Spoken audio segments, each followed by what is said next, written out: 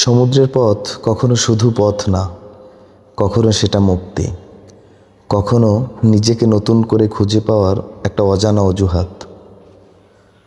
আজ আমি বের হয়েছি ইঞ্জিনের শব্দকে সঙ্গী করে আর দিগন্তকে ঠিকানা বানিয়ে। সমুদ্রের বুক চিরে বাতাস যখন এসে মুখে লাগে, তখন মনে হয় জীবন আসলে এত জটিল নয়, আমরাই অকারণে তাকে কঠিন বানিয়ে ফেলি।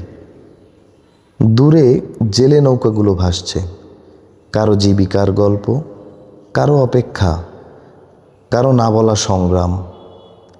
এই নোনা জলের শহরে প্রতিটা ঢেউ যেন একটা গল্প বলে যায়, ফেরার গল্প, হারানোর গল্প, আবার নতুন করে শুরু করার গল্প।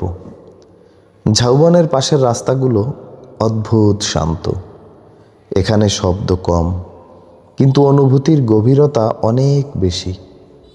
বাইকটা ছুটে চলে আর আমি অনুভব করি স্বাধীনতা আসলে কোনো জায়গা না, এটা একটা অনুভূতি। সমুদ্রের পাশে ঘোড়াগুলো দৌড়ায় আর আমি দৌড়াই তাদের সাথে, জয়ের জন্য নয়, শুধু বেঁচে থাকার আনন্দটা অনুভব করার জন্য। উপরে ড্রোনে ধরা পড়ে অসীম সবুজ ঝাউবন, আর নিচে আমি, একটা ক্ষুদ্র মানুষ যে প্রকৃতির বিশাল সৌন্দর্যের সামনে বারবার হার মেনে যায়। দোলনায় শুয়ে যখন আকাশটার দিকে তাকাই, তখন মনে হয় জীবনে সবসময় ছুটতে নেই, কিছু মুহূর্ত শুধুই অনুভব করার জন্য রেখে দিতে হয়। মেরিন ড্রাইভের পথ যেন শেষই হতে চায় না, এক পাশে সমুদ্র, আরেক পাশে গাছের সারি। মনে হয় পৃথিবীটা হঠাৎ করেই অনেক সুন্দর হয়ে গিয়েছে।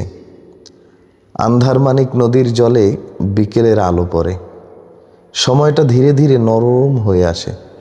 দিনের ক্লান্তি গলে গিয়ে এক ধরনের শান্তি নেমে আসে চারপাশে। সমুদ্র পাড়ে গরুর পাল হেঁটে যায় ধীর ছন্দে।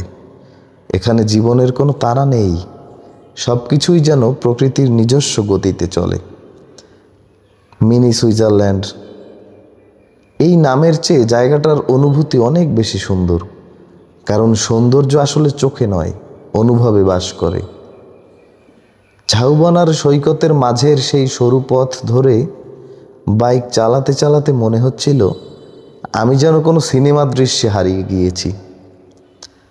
খাল পার হয়ে যখন সামনে আবার সমুদ্রের দেখা দেয়, তখন বুঝি প্রকৃতি কখনো একঘেয়ে নয়, প্রতিটা বাঁকের পরে সে নতুন কিছু লুকিয়ে রাখে।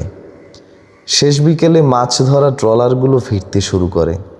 সারাদিনের যুদ্ধ শেষে মানুষ ঘরে ফিরছে, হয়তো ক্লান্ত, কিন্তু তবুও আশাবাদী।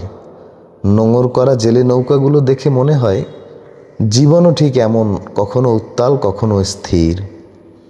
আর তারপর ধীরে ধীরে সূর্যটা ডুবে যায় সমুদ্রের বুকে, আকাশ জুড়ে লালচে আলো ছড়িয়ে পড়ে, আর আমরা চুপচাপ দাঁড়িয়ে থাকি, কারণ সৌন্দর্য শব্দে প্রকাশ করা যায় না, তা শুধুই উপভোগ করতে হয়, অনুভব করতে হয়। কুয়াকাটা আমাকে আজ বারবার মনে করিয়ে দিল, জীবন যতই ক্লান্ত হোক, প্রকৃতির কাছে এলে মানুষ আবার বাঁচতে শিখে। আর হয়তো এই কারণেই আমি বারবার পথে বের হয়ে পড়ি।